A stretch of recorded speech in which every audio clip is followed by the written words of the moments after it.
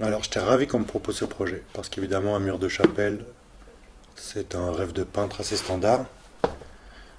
Un format vertical, c'est aussi un truc qui me manquait. Je fais surtout des horizontaux, c'est un petit détail, mais ça a son importance. Donc il n'y avait pas de problème pour dire oui en fait. Bah, ça m'a totalement surpris, je pense que tu t'en souviens, puisque tu viens régulièrement à l'atelier et tu sais que le temps d'exécution de mes peintures s'étale sur 1 an, 2 ans, voire 3 ans. Donc quand tu m'as proposé ça, faire dans un temps hyper court, une peinture qui fait en gros 6,50 m sur 7 m, c'était complètement voilà, à côté de ma façon de travailler. Mais je me suis dit, si Valérie me propose ça, c'est qu'elle a une idée derrière la tête. Et puis que le défi était marrant. Je me suis dit, bon, bah, je ne vais pas dire non. Pas dire non à un projet comme ça. Se confronter à un mur de cette taille, c'est une aventure, un défi, mais c'est aussi se mettre dans un nouveau bain. C'est-à-dire que tout change. La façon dont le corps aussi s'implique dans le travail. Donc en fait, le geste n'étant pas le même, on le pressent, on le sait, le recul, les dimensions, l'espace n'étant pas les mêmes, et donc le mental pareil, fait qu'en fait on ne peut pas vraiment prévoir ce qui se passe. Et en arrivant devant, Devant le mur, ben, il y en avait deux qui avaient commencé, qui étaient Carmelo et Nathalie. Et là, j'ai eu un petit moment de solitude. Parce que comme j'avais absolument rien préparé, j'avais aucune idée de ce. Eux avaient assez bien préparé, assez bien. Je me suis dit là, c'est peut-être un peu léger, on va voir. Et puis en fait que les coups de pinceau sont arrivés, ma façon de et donc j'ai essayé d'occuper l'espace au plus vite. Et les choses se sont plutôt déroulées sans trop de catastrophes. Peut-être une journée qui a un peu flotté. et je pense que pour moi c'était important qu'il y ait un sens à, à l'image que j'allais produire par rapport à Saint-Gaudens, par rapport à l'inscription dans le territoire. Et donc, du moment où, après avoir dérivé dans la ville, j'ai enfin posé mon regard et cadré à l'intérieur du paysage de Saint-Gaudens ce qui allait devenir la peinture, il y a quelque chose qui s'est complètement libéré comme ça, en termes d'énergie en moi. Et donc, j'ai pu appréhender cette surface finalement d'une façon assez proche parce qu'elle avait trouvé son sens. Et d'être dans cette proposition-là incroyable, donc des merveilles, c'est faire rencontre, mais peut-être de manière un peu égoïste déjà avec moi-même, encore plus par rapport à mon parcours, à l'âge que j'ai. Et donc la proposition que tu fais, Valérie, est formidable, parce qu'elle me met dans un moment de ma vie comme d'un vrai besoin aussi. C'est-à-dire que j'ai conscience que de s'exposer, prendre le risque de s'exposer, parce que c'est ça une exposition en fait, c'est prendre ce risque-là, eh bien c'est pas simplement de le dire, mais c'est simplement d'agir et de le faire, de faire face.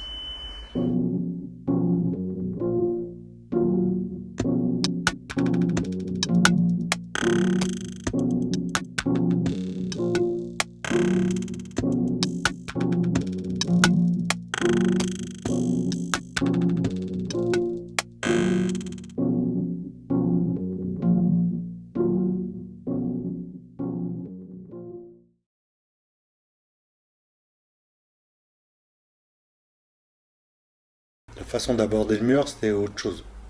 Le mur est une chose en soi et la composition que je peux y apporter, mais la collaboration avec tous les peintres autour, c'est quelque chose de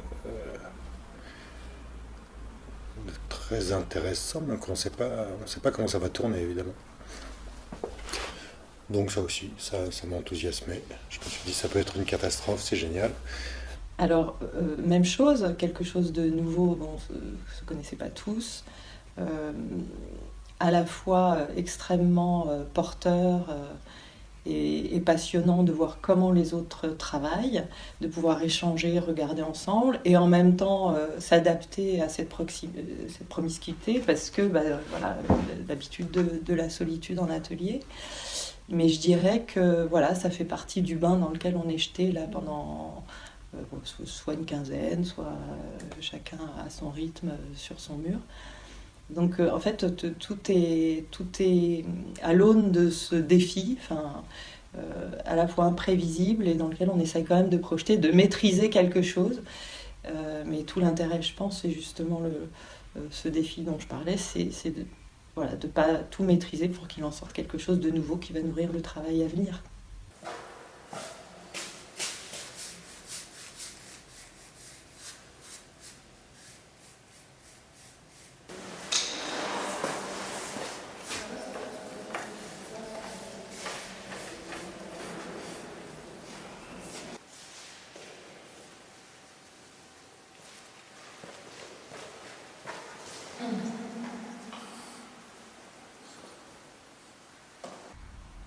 J'essaye de traverser le mur et pour en faire un peu un avec, sans penser à l'autre, mais en sachant dans un coin ce que j'ai vu et parlé avec eux, et de sorte que je vois des liens se faire dès que je descends de cette espèce de bulle un peu autistique du travail, et dès que je m'arrête, je vois que tout ce dont on m'a parlé est présent. Ouais.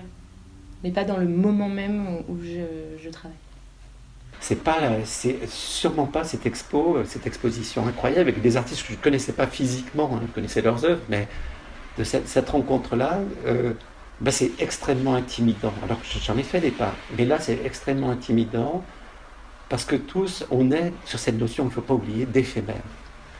Et l'éphémère, faire une œuvre perdue, qui sera perdue à jamais, sauf elle rentrera dans les mémoires. Et ça, c'est une vraie posture.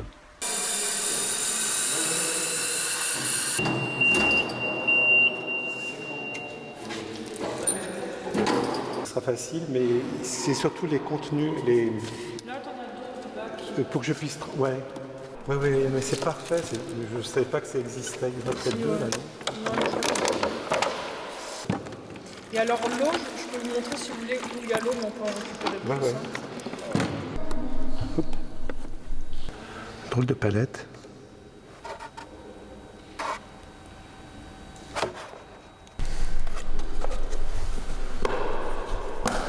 J'ai fait comme d'habitude, c'est-à-dire très peu de calculs, très peu de croquis, peu de projections.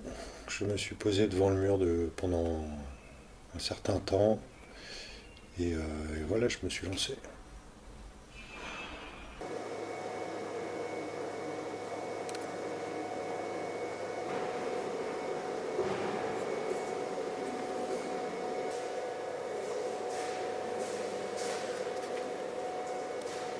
En fait, tout fait sens pour moi. Donc à partir du moment où on me dit quelque chose, tout devient image.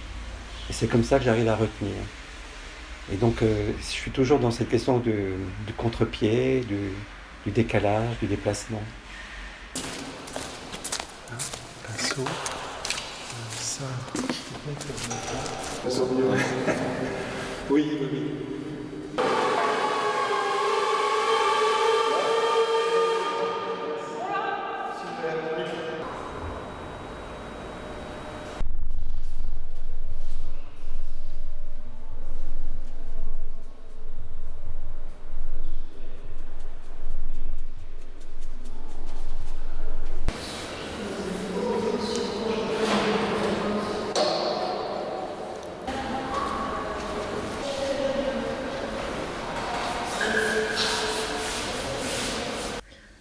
J'ai toujours eu envie de faire un mural.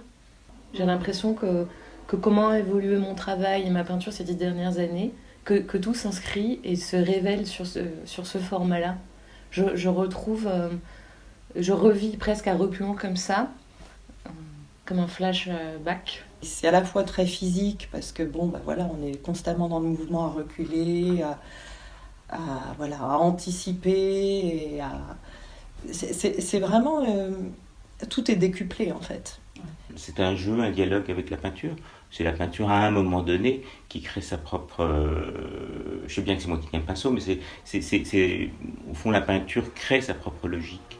Et à un moment donné, j'ai l'impression d'être plutôt comme un interprète qui est en train d'exécuter une partition qui est déjà faite, mais que j'écris pas la partition. Alors ça peut paraître un peu bizarre, mais il y a un peu de ça. C'est-à-dire qu'à un moment, les choses s'enchaînent de façon tellement logique que c'est peut-être pas évident quand les gens ont vu apparaître les forces.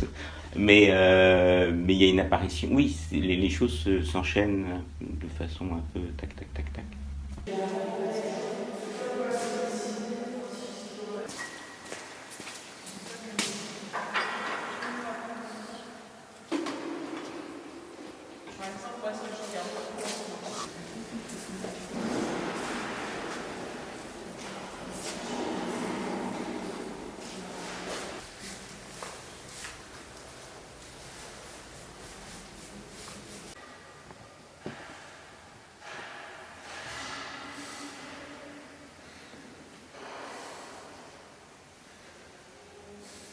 Parce que quand j'avais vu le mur, il était vide, tout était blanc, donc j'avais une idée relativement précise de comment ça pourrait évoluer. Et une fois que j'arrive dans le lieu et qu'il y a tous ces dessins avec ces personnalités tellement différentes qui sont déjà posées, en effet, là, il faut composer avec, faire un truc harmonieux, mais qui suive tout en étant moi-même.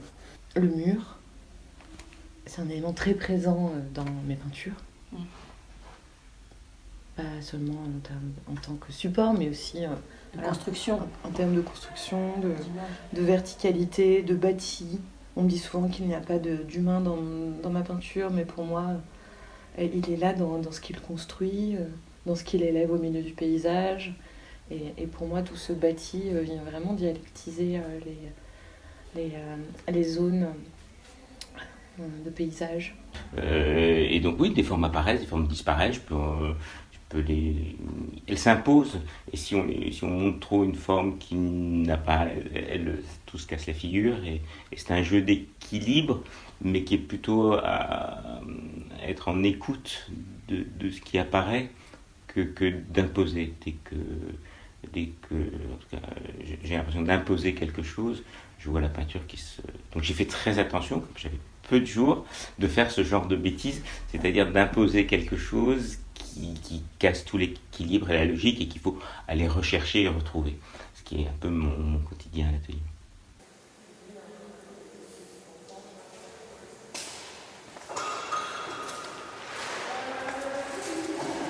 Parce que tout le monde est plutôt dans des espèces de dégradés, des choses assez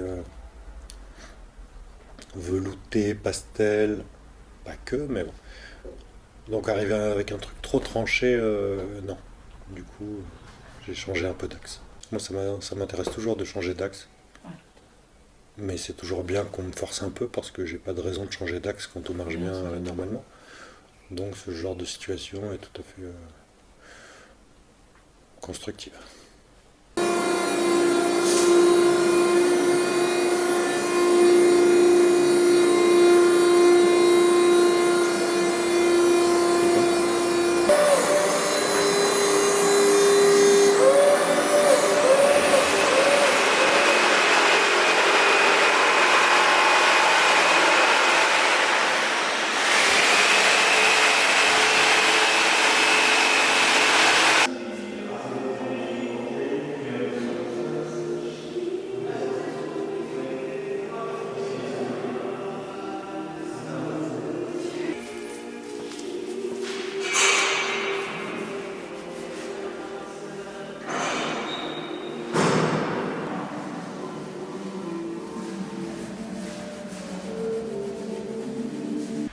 Donc ce que je voulais faire ici, ce que j'ai fait, c'était à la fois prendre tous ces petits fragments, ces petits morceaux de vie, de parcours, de choses qui comptent énormément pour moi parce qu'elles m'ont bâti, elles continuent à me bâtir.